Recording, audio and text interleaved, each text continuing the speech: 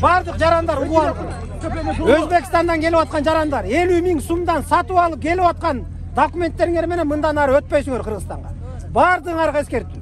50 миңден силерди алдап сатып аткан Адилет, Байыш, башка деген балдардан алып келип атсаңар, токтоткула. Өзбекстанга барып, Өзбекстандын мамлекеттик санэпидстанциясынан алып, документтерди ошол жакта лабораторияларга тапшырып, ошондо гана келесиңер. Ана маска таккыла.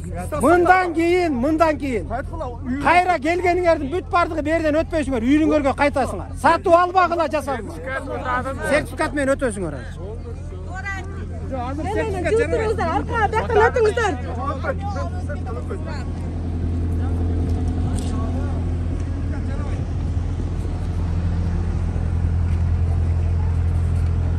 Келиңиздер. Жана ошондой турабы гана келемес. Зайру. Жок, ошондой. Ушулукка берип фото.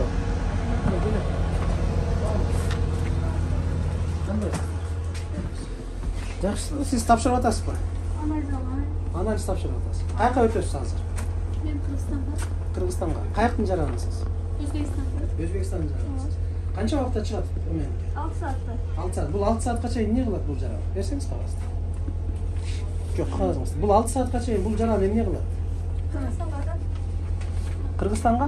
Ооба, номерларын жазып калганбыз, номерлерден бери. Силердин эмне керегиңер бар бул жерде 6 саатка чейин муну өткөрүп коюп турганыңар? Бул 6 саатта канча кишиге жуктурат эгерде ковид болуп ооруп бараткан болсо? Ичме сушастар да.